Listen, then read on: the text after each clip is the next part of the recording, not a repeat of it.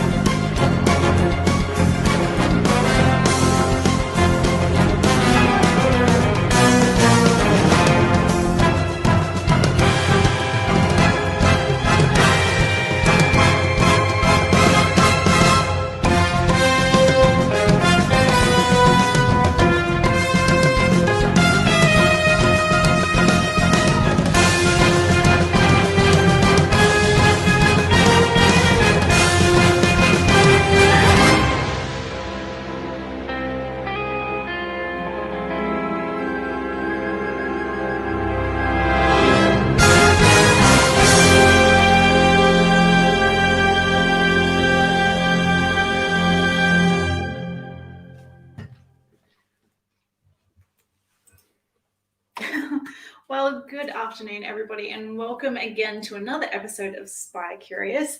I am in Mike's office today. We've had a couple of technical issues, so I've had to join him in his beautiful studio. So that's very different for us.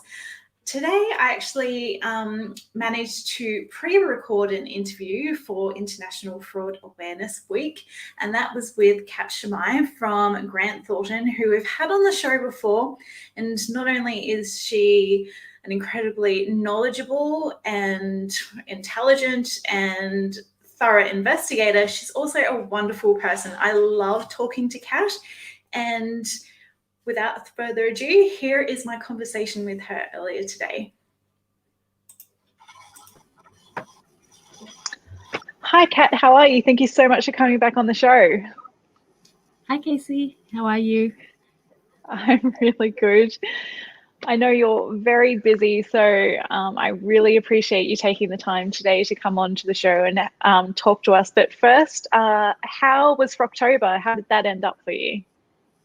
Froctober was amazing. I ended up raising $2,750. Oh, wow.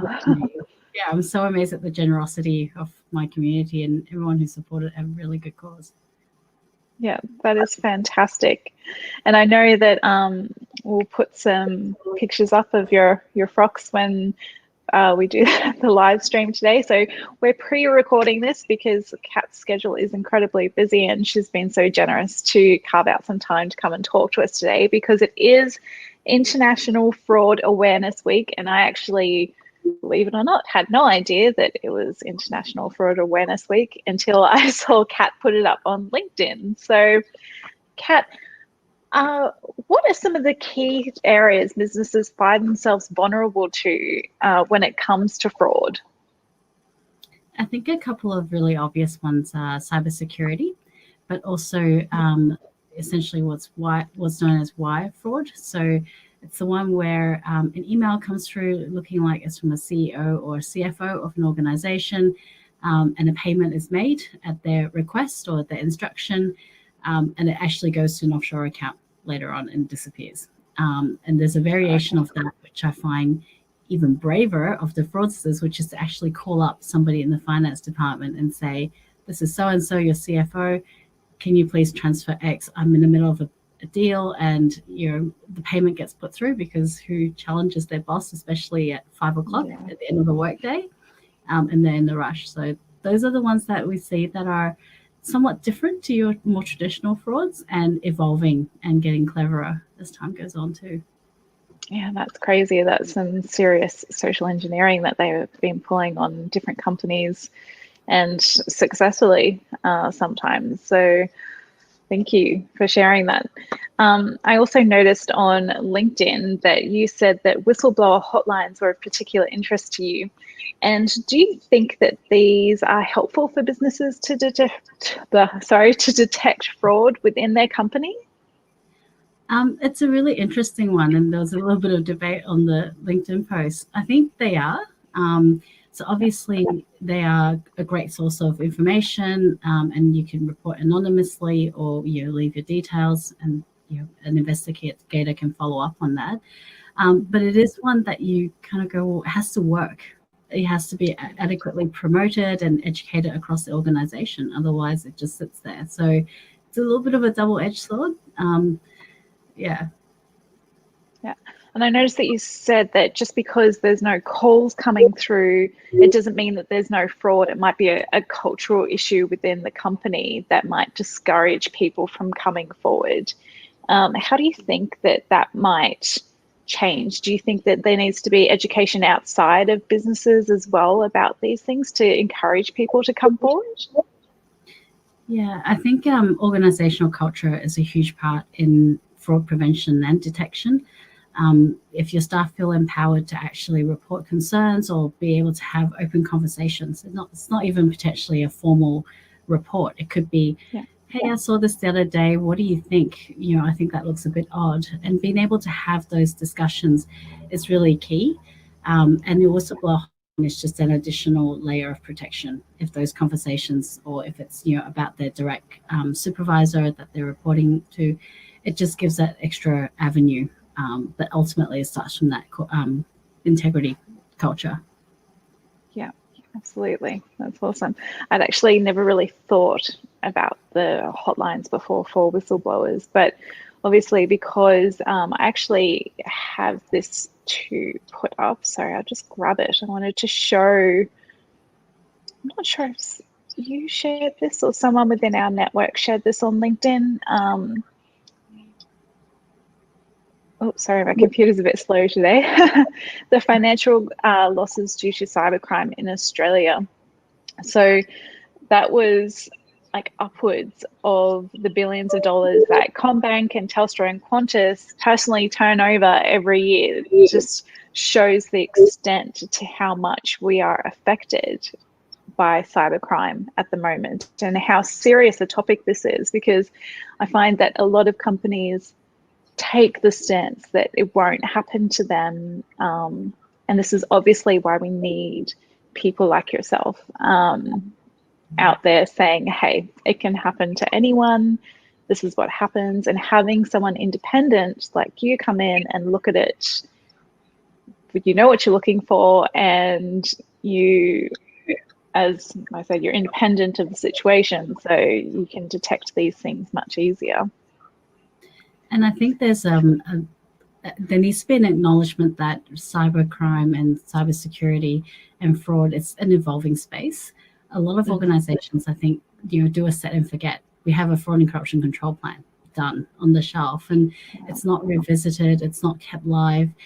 They're not looking at evolving scams or typologies of fraud or how others are being defrauded in their organization. So it's really important to recognize that it is an evolving space. And if you invent a control, somebody's going to try and invent a way to break it.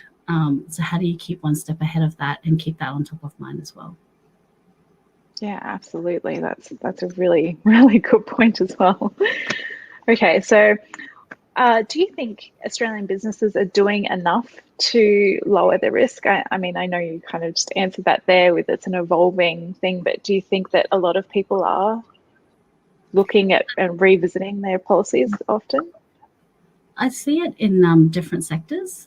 Certain sectors really take it a lot more seriously, and that's because it's a protection of reputation as well as financial resources. But some sectors, accept a degree of loss as part of, the normal part of business. But even then, there is still a reputational aspect, and it's that one big cybersecurity incident that could be a major issue or a major undoing. And it could stop your business for a period of time until you can get systems and things back up again, because you have the comfort that everything has been secured and the problem has been rectified. Yeah. And on that, just with the risk to reputation as well, do you think some companies that are hit, do you think they maybe don't come forward about it as soon as they should because of the reputation issues that they could face? Yeah, I've certainly had clients say, look, we had an issue, but it's so small. I don't want the hassle of having to go to court or pursuing or, criminal charges, etc. And I just don't need our brand dragged through court systems, etc. So, and they're reluctant to report. And it's a real shame because then the perpetrator will go to their next job and probably try the same thing again. Yeah, absolutely. It's just another one of those things where people have to be able to be proactive and do something in order to stop the bad guys, I guess. So, yeah. And what is some kind of low-hanging fruit, so to speak, that businesses can do to mitigate some of their risk against cybercrime and fraud? Yeah. So understanding your fraud risk is probably a really good place to start. Vetting your suppliers and making sure they're reputable and they're people that you should be doing business with and they have their own controls, etc. in place is really helpful because sometimes you're not the weakest link as the person that you're dealing with. That leads to an issue. Also encourage you to build that culture of trust and integrity and that openness to discuss things and raise concerns and issues. The talking about fraud does not encourage people to think about committing fraud, which can be a bit of a view with some management, but it's really important to have those open conversations. Yeah, absolutely. Well, that is perfect. And I thank you so much for your time today. I really appreciate it. And I'm so happy that Froctober went so well for you and you went over, you raised more than you first intended, didn't you, as well? So yeah, my original goal was 600 and I think I lifted it 3 times. So really that's fantastic. So raising awareness in both sectors, ovarian cancer and fraud.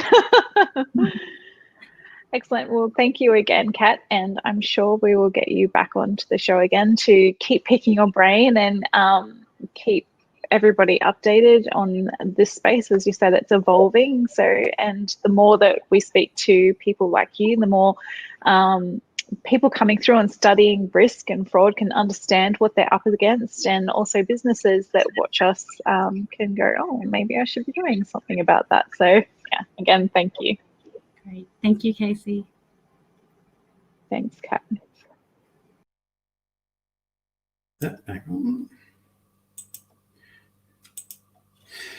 Okay, that was Kat Shamai telling us all about Fraud Week and what's been happening in relation to some of those issues that she pointed out, all very important. Fraud awareness and communicating fraud awareness is one of the things we have to do as investigators. Now, when fraud gets real, let's have a look at some of the things that have happened recently. So on the Gold Coast, there was an arson where over $1 million worth of boats was burnt. And as a result of that arson, Brandon Troy Gibson Tanetti has been jailed for a fire he started next door to me at Hope Island Marina. His plan was to set a luxury boat on fire and it would sink as a result of the damage, but it's sitting on top of water, Brandon. That was not a good plan. So it was quite inept, his solicitor told them. So basically, Brandon wasn't very clever. He has severe autism and he's not the most sophisticated of people, and a mechanic, he claims, put him up to it. The mechanic said that he would not give his car back, which was under repair, unless he burnt that boat. Now that's going to be argued in court, that part of it, but Brandon, he's going to be serving time for that arson on the Gold Coast. Now the maximum penalty where he lives in Queensland for fraud is 14 years in prison, and that's the same as murder. He didn't get that. He actually got, I'm not sure what it was, or something like 2 years or something like that. So that's a real case of fraud that happened, I think it was in March last year, in relation to arson. Now, as an investigator, licensed private investigator, or a government investigator, or a corporate investigator, particularly corporate investigator like Kat and private investigator like Kat, you are going to investigate a lot of frauds. What are the defences to fraud if you're charged with it? Here we go. You can say, like Brandon tried to say, he was under duress. They wouldn't give me my car back, so I went and burnt 4 boats worth $1 million because of that.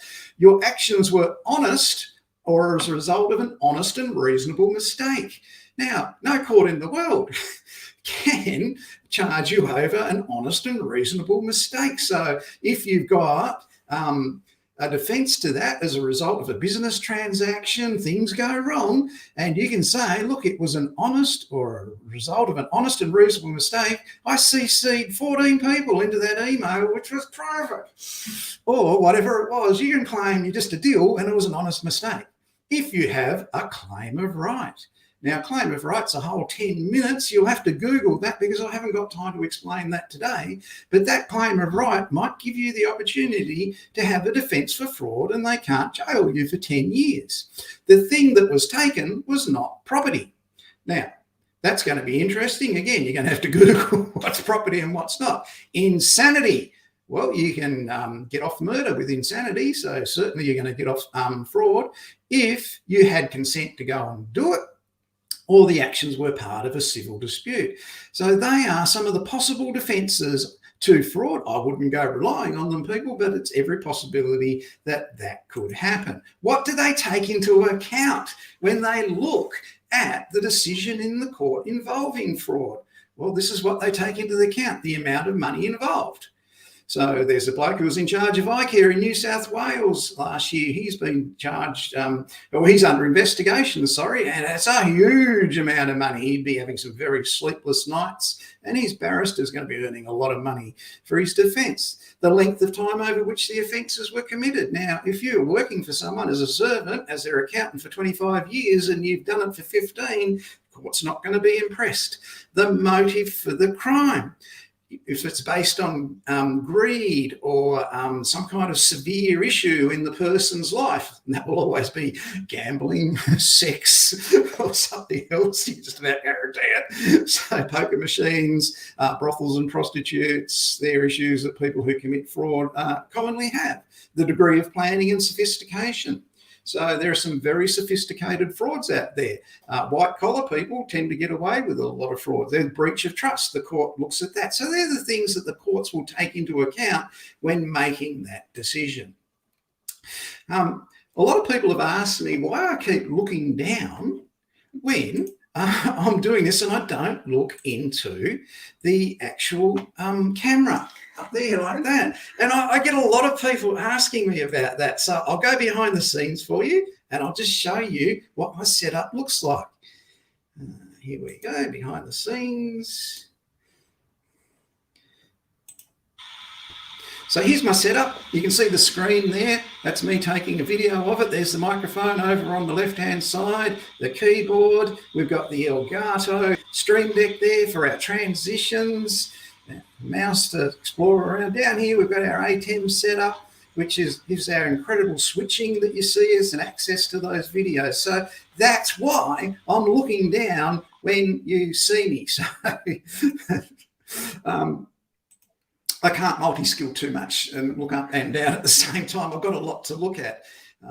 It's handy having Casey here. She's doing some of the transitions for me today. So just some of the other news that's out there today in relation to what's going on. Jamie Curtis, psychopathic killer and all-round dickhead, has been released from jail in Tasmania. Now, last time they let him out, he breached his bail conditions by getting on those dating sites on the internet under an assumed name and meeting ladies there. And then one lady actually fell in love with him, much to the disgust of her son and daughters, and it was a really big rigmarole. This guy's out, and I'm sure he'll be doing the same thing again. When he breached his bail last time, he spent a very long time in Brisbane Prison in Tasmania. He saved up his money, bought a brand new ute, and he was living in Bridgewater, where he was living at the time that he committed his crime back in 1999, and the local residents stole his ute and burned it. Well done, Bridgewater residents, great work. He wouldn't have been insurable because of his time in prison.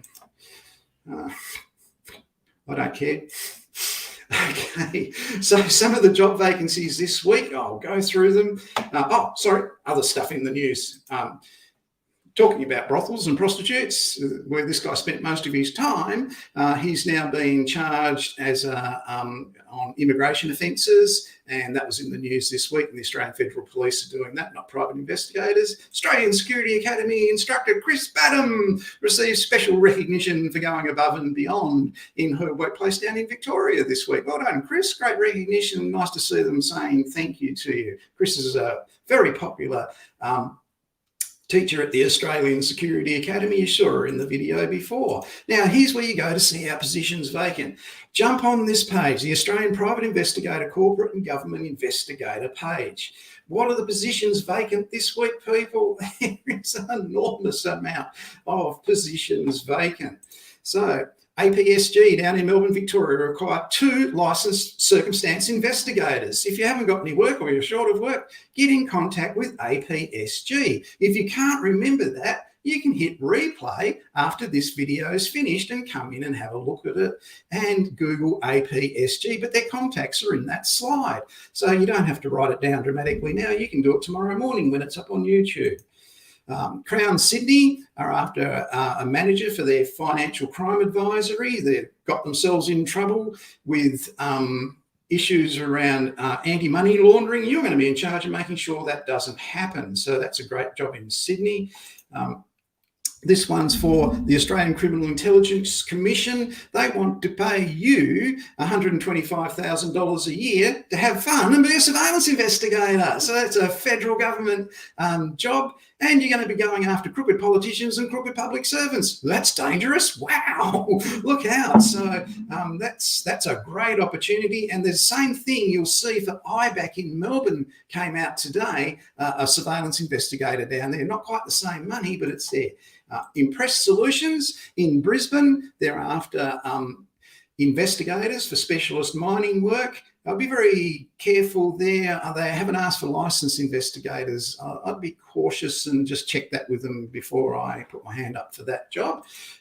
This firm only uses licensed investigators. It's Quantum Corp, and they're after investigators all around the country who are factual investigators. Great place to work. Really long established business. Quantum Corp in Sydney are seeking investigators all around the country for general insurance, and in this case in particular in Perth. Risk and Security are after a process server on the Gold Coast. That's a great opportunity. You can see all these jobs on our Facebook page, so get on there and have a look at it. You have to ask to join. I approve anyone that asks to join that. SureFact are after factual investigators, circumstance investigators and surveillance investigators throughout Australia. So they're hiring. Get in touch with SureFact. Send them your resume, show them your license. They want to know you're an Australian Security Academy graduate student. All the staff at this organisation are Australian Security Academy graduate students, including the whole office staff. So CHS down there, g'day Lisa. Hi everyone at CHS. They're looking for an investigator, administrator, but they've also put up a job for an investigator. So that's on our Facebook page. They're looking for an investigator 3 days a week at Singers, Higgins Shore. I was only talking to Jim this morning. Nice to hear you well, Jim, and good day, Lisa and team down at CHS in Melbourne. A bit of news this week. PricewaterhouseCoopers have been caught out using unqualified staff in auditing in New South Wales for ASX 200 firms. So talk about being caught with your pants down. One of the largest auditing firms in the world, named in the Financial Review, was doing that. Staff were complaining about it over a long time, and PwC kept doing it. PwC are relying on their size to claim that they are just squeaky clean, but they have been caught out there, and it's been reported in the Financial Review. So that's an interesting one that's happened recently. Another thing that hit headlines last week were underworld gangs allegedly stealing luxury cars in Sydney's north. I don't see how that is a headline, because that's a 10-minute occurrence. So that's news this week. At the Australian Security Academy, if you're looking to transition out of health because you don't want to be vaxxed, or you're looking to transition out of police because you're retiring, or defence because you're retiring from defence, on our YouTube page, I've put up a YouTube video about recognition of prior learning. Now, a lot of people, RTOs, are saying throughout the country that if you wore a uniform, you're an automatic walk-up start for recognition of prior learning in relation to getting CPP 30619 Certificate 3 in Investigative Services for becoming a licensed private investigator. That's a lie. You're not. Okay? It tells you all about it in that video on YouTube, and just jump on the Australian Security Academy YouTube channel. That 17-minute video tells you what you have to get recognition of prior learning for CPP 30619. It's the right advice, and you want the right advice, because if you go and get that qualification and you don't meet the unit criteria for assessment, and you've never done what it says in there, general insurance, workers' compensation, financial crime, public liability, used interpreters in relation to taking a statement in a general insurance claim or a workers' compensation claim, they can take that qualification back off you and you'll lose your license. So look for the right advice. This is the place to go and see those job vacancies, the Australian Private Investigator, Corporate and Government Investigator Facebook page. Here's Quantum Corp calling out again for more people. Get in touch with Kylie King. Great fun, Kylie King. Get in touch with her. They're looking for investigators all around the country. MJM are looking for investigators all around the country. I'll come back to a bit more about that in a minute. Global Private Investigators down in Victoria, they're looking for a factual investigator. GHA are looking for a Tasmanian-based investigator in Hobart or Launceston. If you are licensed in Tasmania, I recommend working for GHA. They're a long-established firm, great support in the office, really know their stuff. And GHA, based in Double Bay in Sydney, do investigations all around the country. They have over 80 loss adjusters, and I couldn't count the number of private investigators that work for GHA. AWI are looking for a factual investigator in Perth. ProCare are seeking investigators in Sydney, Wollongong, The Hunter, Newcastle, Maitland, Illawarra and South Coast. Again, we want licensed general insurance investigators. This time, just trying to see. Brookside, thanks, Casey. I can't see. Wise Workplace are looking for licensed investigators in Victoria. And Pinkerton's advertised again today and last week. They are screaming for Victorian licensed private investigators who do circumstance work for workers' compensation, general insurance, corporate investigations, that sort of thing. You'll be working for the oldest detective agency in the world. Great team at Pinkerton's, and you would have seen in that beginning video Andy Chambers, who teaches for us on occasion. He's one of the great characters in investigations in Australia. His son Adam and daughter-in-law Thea, they run the organisation. Now, Andy's still there in an administration role. G'day, everyone at Pinkerton's. Great to see you there. I hope you get someone to fill those vacancies. So we're doing our best. Kerrigan's are looking for investigators, factual and surveillance in Melbourne. And there's MJM again. Now, I just want to give you a little bit of an insight into where you can get a real heads up on some of the private, corporate, and government investigation vacancies in Australia. I've just got to find it. I'm coming. So, to get ahead of the game and see what's going on, jump on LinkedIn. It's free. Join up. Sign up for LinkedIn. All right. Get connected with me. Join my LinkedIn private investigator group. Connect with Casey. You connect with Kat. All right. Get on LinkedIn. They have job vacancies there. And in the job vacancies on LinkedIn, you can get super intelligence in relation to those jobs vacancies. Let's have a look at the video. I apologise for the background noise. It's very hot in Queensland and I left the aircon on, but let's live with it for 2 minutes. In the jobs section, you can see available current job vacancies. Well, that's great, but on the left-hand side of LinkedIn where the jobs are listed, you can scroll through them and you can see up the top of the page here a Principal Investigator for Paratus Clinical Proprietary Limited, Canberra, Australia. And down the bottom of that, it says there's been 0 applicants for that job. This is really interesting information. Now, we go down here and we see the Associate Cybercrimes Investigator job at China Analysis Inc. in Canberra.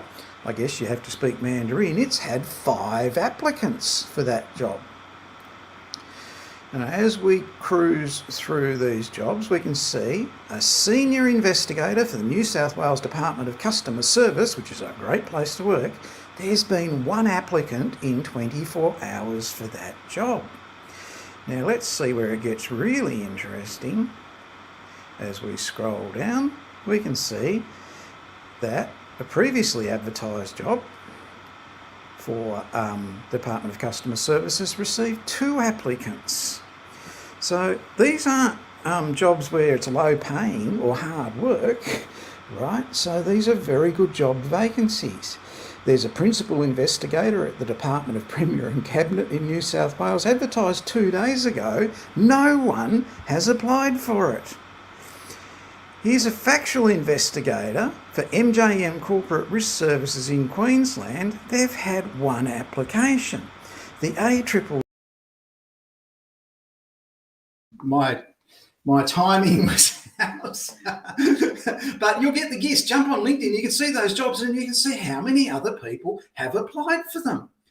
Now, they're only advertised on LinkedIn and you have to apply through LinkedIn. So if you see a job there and nobody's applied for it, you've got your Certificate 4 in Government Investigation or your Certificate 3 in Investigative Services, and you ring up and say, oh, I'd like to make an appointment, can I come and see you? You are holding 4 aces in your hand when you go and talk to those people. So that is something to keep in mind when you basically are looking for work. Use LinkedIn. I use LinkedIn all the time. If I hadn't have been on LinkedIn during the global financial crisis, I wouldn't be in business today. That's true. So LinkedIn delivers. It really delivers well. Just while I say it, what Kat was saying earlier to Casey about the telephone call late on Friday afternoon from the boss to transfer a lot of money into another account or a transaction for this or that she or he is approving. We are looking now as a training organisation at software to take out all the I continuously say during my live stream, which is really annoying. So we have now purchased software that takes all that out.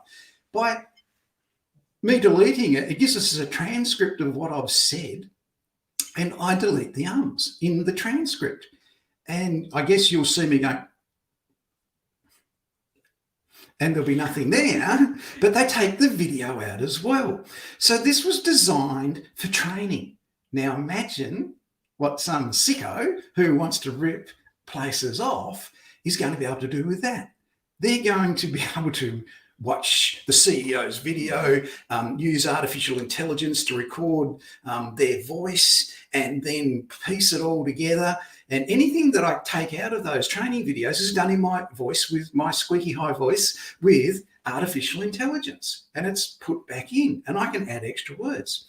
So this is something that if you're looking at fraud, put it in your fraud plan, because what you've got to do now is you're going to have a military style daily code word that if there's going to be an authorization after 4 p.m. this afternoon on Friday, it's going to have to contain the words purple and yellow gorilla. And if it doesn't, then they know it's artificial intelligence. So that is really something that's going to have to be considered for fraud control plans moving forward. And in Fraud Week, that's something to be really aware of. Let's see. So I've done that. I did get asked last week what the lamp in the video last week was. So I guess I better show you that as well. Seeing we're going behind the scenes today, I'll show you my lamp. Where is it, Casey? There.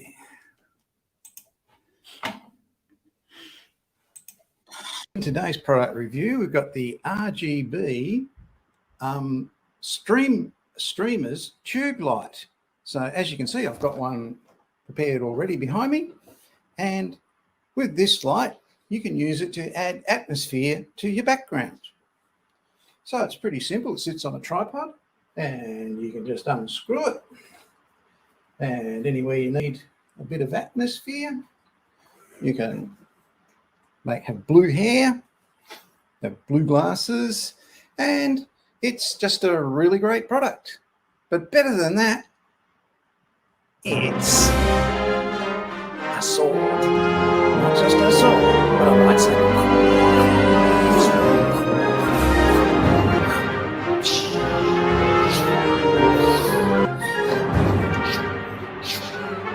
And there you have it, the RGB influencer tube light. If you want to have different coloured hair, or you just want to have great fun.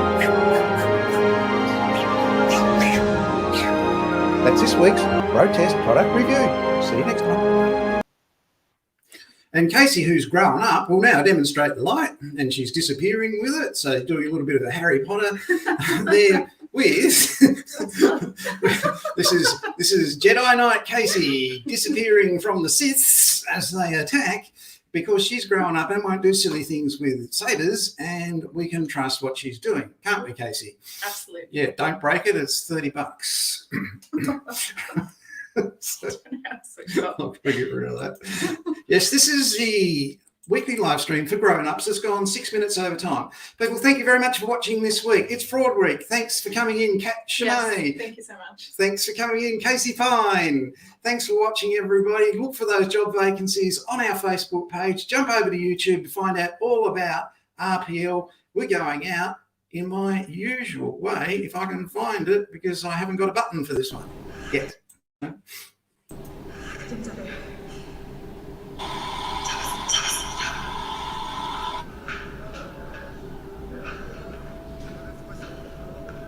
작전 종료. 전원 복귀할 것.